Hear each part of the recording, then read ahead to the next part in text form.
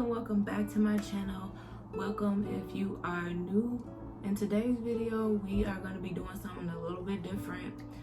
Usually I'm in a good mood, usually I'm super happy, usually like I'm just, I try to be like energetic, but today is hard. I keep going through these phases like where I'm okay and then I'm not okay. In today's video I want to talk about my friend Trish.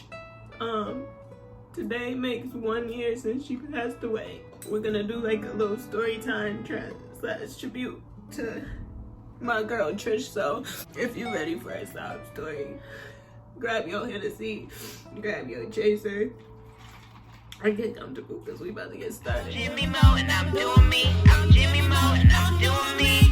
JMFDL, bitch. I'm Jimi Meaux and I'm doing me. I'm Jimi Meaux and I'm doing me. Doing me. Doing me. The first time I ever met Trish, I was in like high school, and I'm 2 years older than Trish, so we were never friends. But she was just literally like a badass like middle schooler who everybody just knew who she was. She was always doing some crazy shit, always doing some shit she ain't had no business doing, always had like drama or something going on. Like that was just Trish.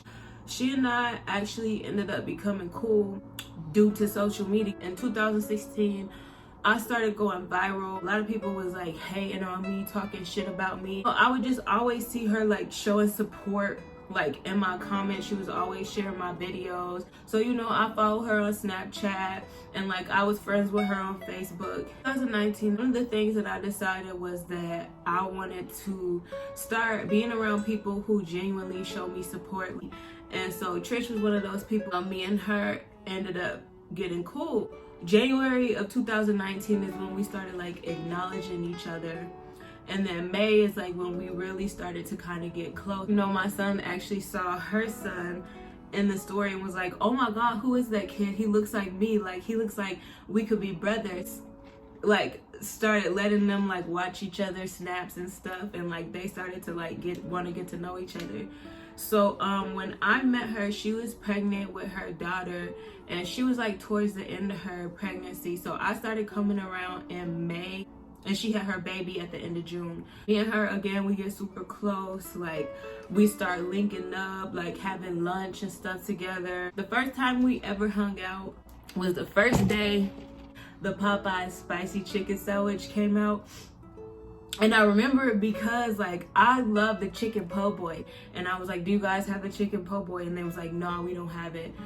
We just came out with this new chicken sandwich. And I was just like, and Trish, she got the chicken sandwich, and we not even thinking nothing of it. Like, she pregnant with Sky, we just having lunch, and like we were just talking, and we just connected on such a different level. Like, she was telling me about like how she was adopted. She was telling me about how she had met her biological father. She was telling me how like in her adopted family, like she always felt like the black sheep because she was like the lightest person in her family and everybody was super dark. Like, and she was just telling me about like how her dad had passed away. Me a lot about her life, and me and her had so much in common because like I was the darkest one out of my family, so like I was like the outcast, and we really connected because of that. We just sat in Popeyes and we just talked and talked.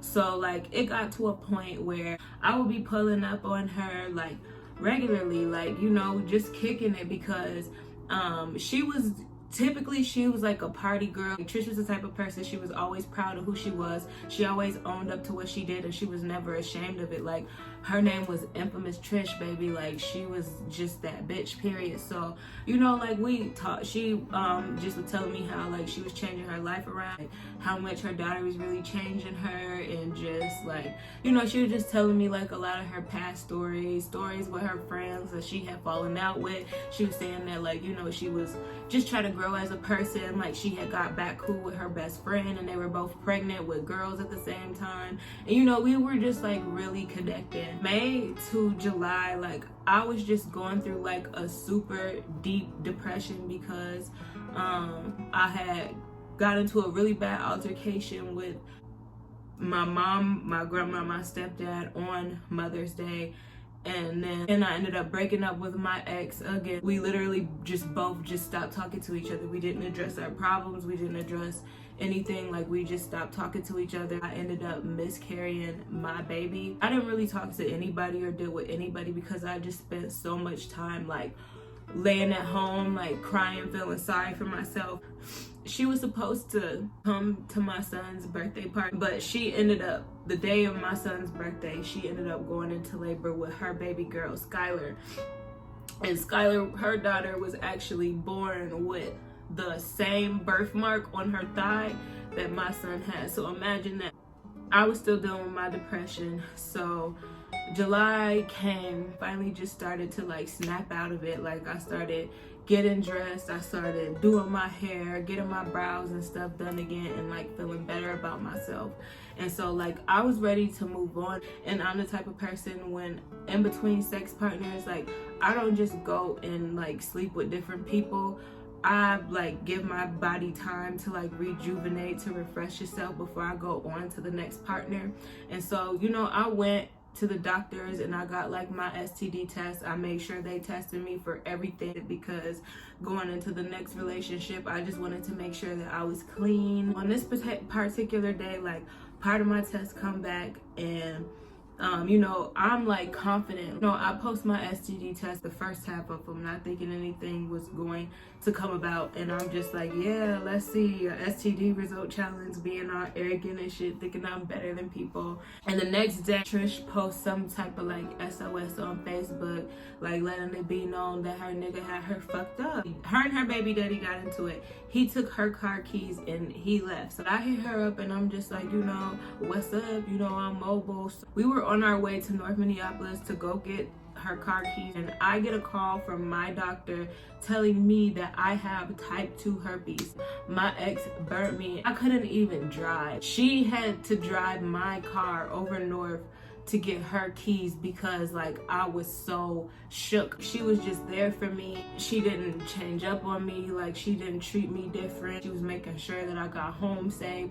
She was making sure that I was straight, that I ate. Like, after that, like me and her became like super close. At the time, her daughter was not even a month old yet. I was just explaining to her like how I always wanted a daughter, and how, you know, I had miscarried, and wondering like what was wrong with me the whole time. Like, the reason why it happened is because I had herpes. She just made me feel good about it. Like, just, Will, what has changed in your life? And you know, he's a bum, fuck him, Converse a bitch. Trish was like a little sister to me. So, you know, every morning, like I would wake up, I would drop my son off at school, and then I would literally go Chick-fil-A, Dunkin' Donuts, wherever it was. Like, I would go get us breakfast, and we would sit and we would smoke and we would eat breakfast, and we would just like, she was always watching something crazy, like First 48, like Snap. You know, she started opening up to me about her relationship. Like, she was like wanting to be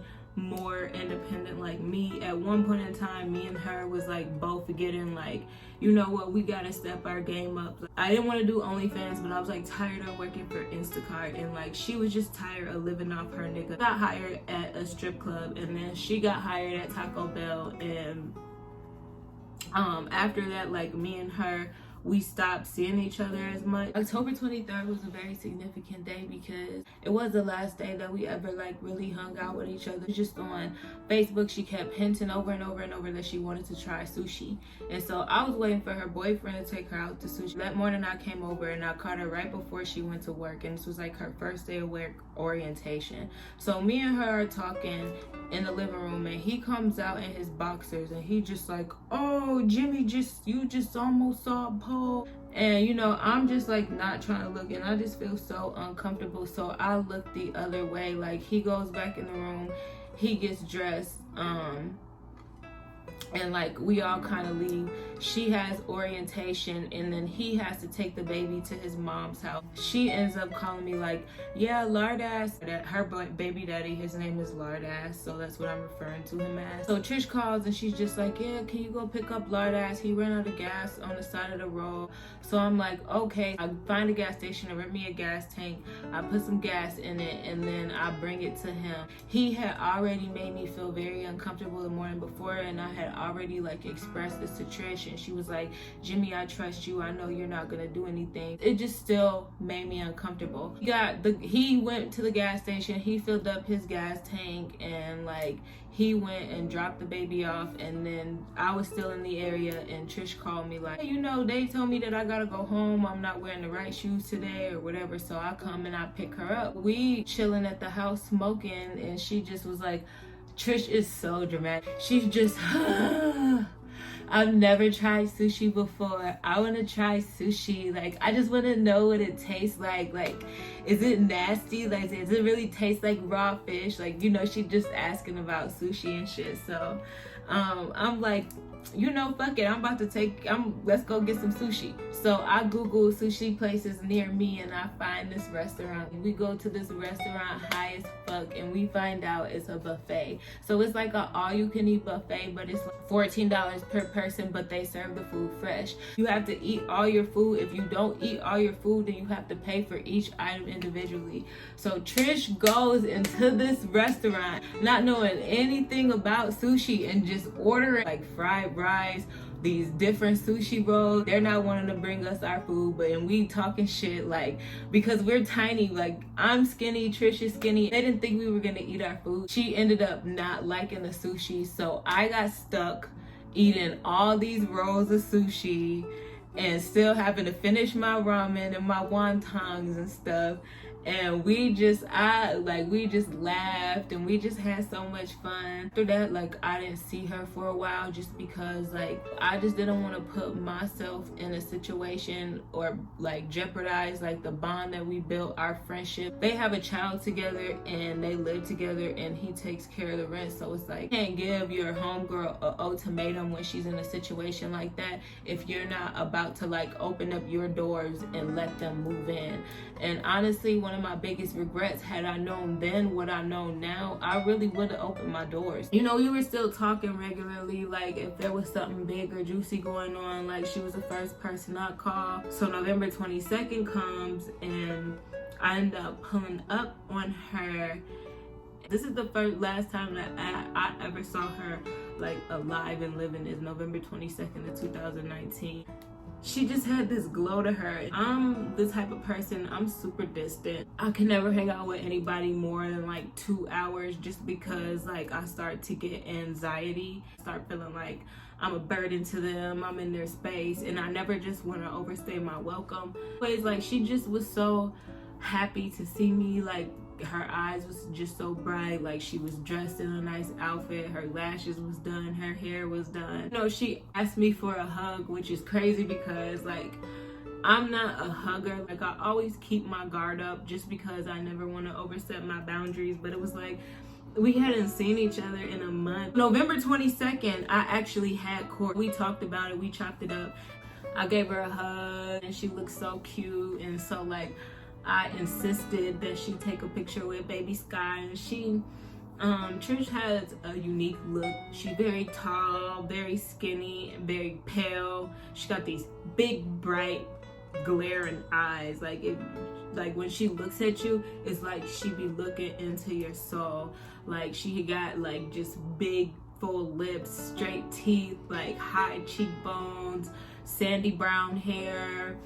And like she was teased a lot as a kid. Like, she was confident and like not giving a fuck, but like, I don't know, she didn't want to like take a picture, but I just insisted. Like, I don't know, I just love Trish so much. I really think that her boyfriend thought that we was like gay or had something going on, because we always just expressed to each other how much we loved each other. Like, I always felt like I needed to tell her I loved her. Like, me and her just had like a connection. Like, I felt like I knew her my whole life. Like when I would always look at Trish, she just looked so familiar to me. Like, when I saw her dad, like a picture of her biological father, immediately I'm like, I know him. And I click on his page, and he went to South Shore High School, which is the school that my dad went to. Even our dads like knew each other. She was from South Shore like me. Like, we just had so many like similarities. It's just crazy. Like,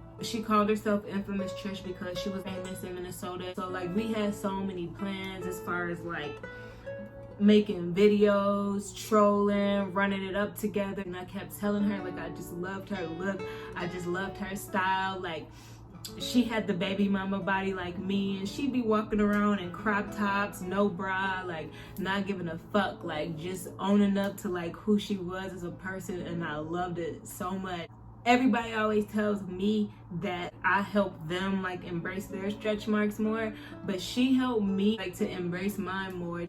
Like, she was just that bitch. Like, she knew she was that bitch. Like, Trish was fearless, strong, like she had a big heart. She was like always so overprotective over everybody. So anyways, you know, I took the pictures of her and Sky. We pretty much was just like, it's a monster truck show next month, December 14th. Let's link up and get the boys and bring them to the monster truck show. So that was the plan, like that was the move. After I found out I got herpes from my ex, he was dealing with a lot of dirty females. The girls that he was dealing with, they were like lurking on my page, so they must have found out. I guess they went to his house and slashed his tires and spray painted herpes on his car, and he blamed me for it. And then she was dealing with like her own court cases and her own things that she had going on. She was just kind of busy doing her thing. I was busy doing my thing. Like, I was stripping.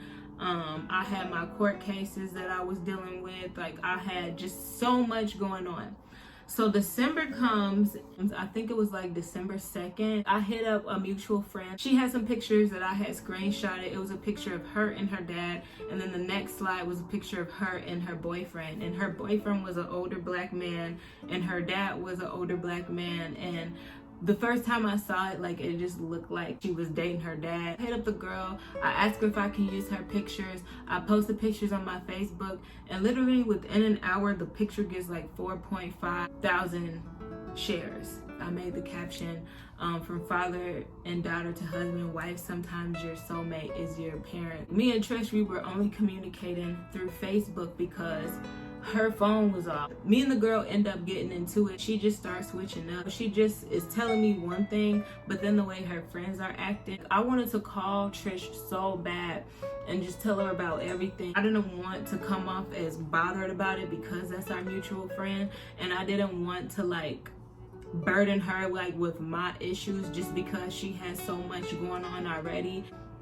You know, I didn't like reach out to her about it because I felt like, you know, I'm gonna see her December 14th for the monster truck show, and we can catch up then and talk about everything then. So December 2nd happens, the post goes viral, and the girl ends up getting like thousands, and when I say thousands, I mean like thousands of followers. I think she got up to like 100,000 followers on Instagram, actually. But she was just trying to make it seem like I was trying to clout up off of her. So I deactivated my main Facebook page. I didn't want to get blocked for harassment or anything. So I deactivated my Facebook page and I just made a new Facebook. And then December 5th, I had another court date because I'm dealing with civil and criminal court cases. Like, I make this new Facebook page and I didn't add her. I didn't add anyone. I just wanted a break from social media. So like overwhelmed, like still coming to terms with having herpes, still trying to like get out of this breakup. So I just was like, you know, I don't want to burden her with all my problems. I'm just gonna like catch up with her when we go to the monster truck show in 10 days. December 7th comes and I get a couple weird text messages telling me like, oh, I'm just checking on you, I hope everything's okay, I heard what happened, call me if you need anything, like weird shit. And I'm just like, what the fuck? But I just didn't want to be bothered with anybody, so I didn't even ask like, what are you talking about? And Trish just kept popping up in my people you may know. When you click on her page, you can't see anybody saying rest in peace or anything, so I'm not thinking anything of it. The 10th or 11th comes and I reactivate my other Facebook page. I'm just scrolling through my timeline. I'm like, you know, Trish is the funniest person on Facebook. She has the best memes, the best posts. So I go looking for her page off bat, like, oh, let me see what Trish is on. Go on her page and I look at her wall and all I see is rest in peace. I'm like, just hope, I'm like DMing her like, you know, because if this is a prank, like, me and her do inside shit all the time, like, she gonna write me back and tell me, like, yeah, I'm okay, girl, I'm just playing. So I'm thinking maybe this is a prank. Like, maybe she's just playing. Maybe she's trying to get a reaction out of her boyfriend. Maybe she's like, I don't know what the fuck is going on. So I'm calling everybody over and over and over. Nobody's picking up the phone. It's like 11 o'clock at night. So she's been dead 4 days now, and I'm just now finding out, like, through Facebook. So nobody's answering the phone, nobody's writing me back, nobody's texting me back. That people that I don't know, they're saying, oh, she's been shot, and I'm just like, my friend did not get shot. If she got shot, it would be all over the news. Like, you know, there's no news stories, there's no nothing, like, and everybody keeps telling me different stories. Just like, oh my God, like, I was just having a meltdown.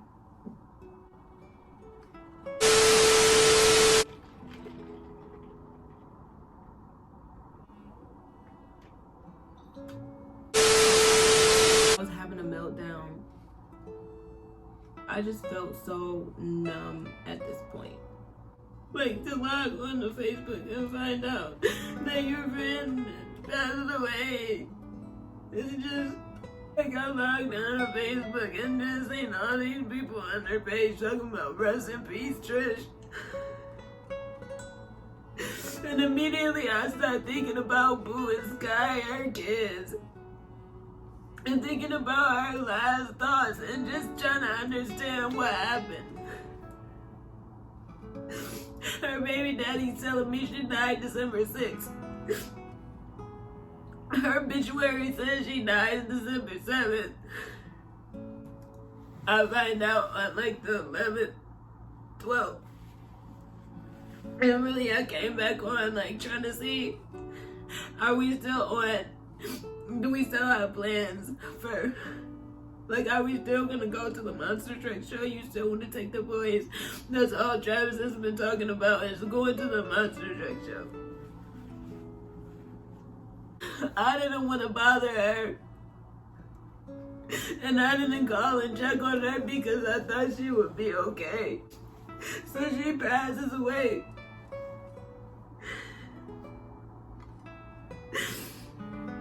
And I think her funeral is like December 19th. I don't go to funerals. My cousin died. I didn't go and my family gave me shit. But I never lost somebody that I actually like loved. Like Trish was like a little sister to me. Like she looked up to me. Anything she needed. Like her legal issues that she was going through. I was mad at her because why didn't you call me? But she was somebody like me. She didn't want to burden nobody.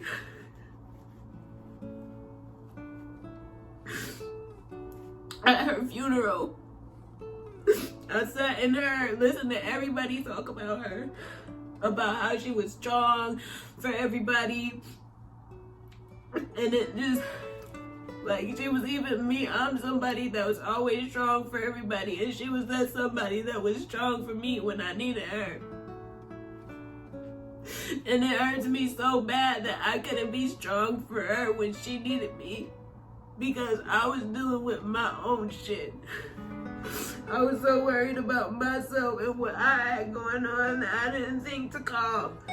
I thought that she would just always be there. So she passes away in December. And I'm dealing with like really bad depression because a few weeks later I get fired from my job for having herpes. Yes, like I really got fired from my job as a stripper from having herpes. Like, you know, just dealing with the court date, still dealing with my friend passing away, and now like trying to figure out what am I about to do, what's my next move gonna be. Like I just fell in this deep depression.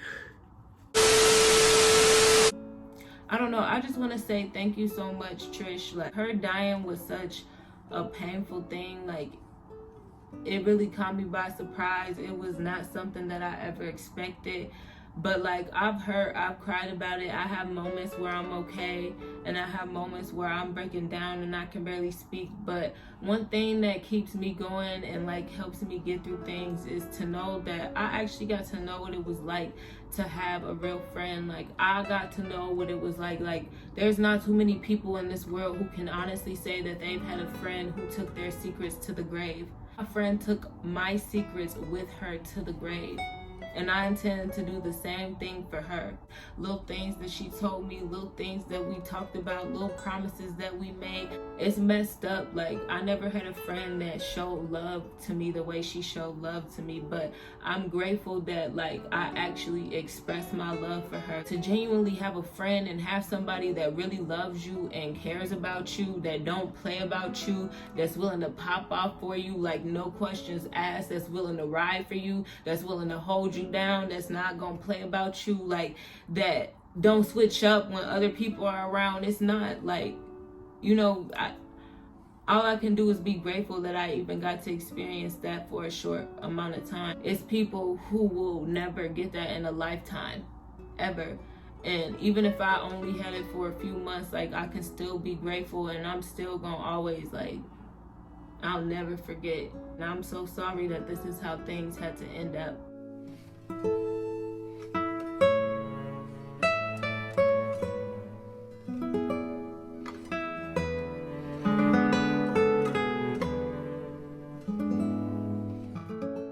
Jimi Meaux and I'm doing me. I'm Jimi Meaux and I'm doing me. JMFDL, bitch. I'm Jimi Meaux and I'm doing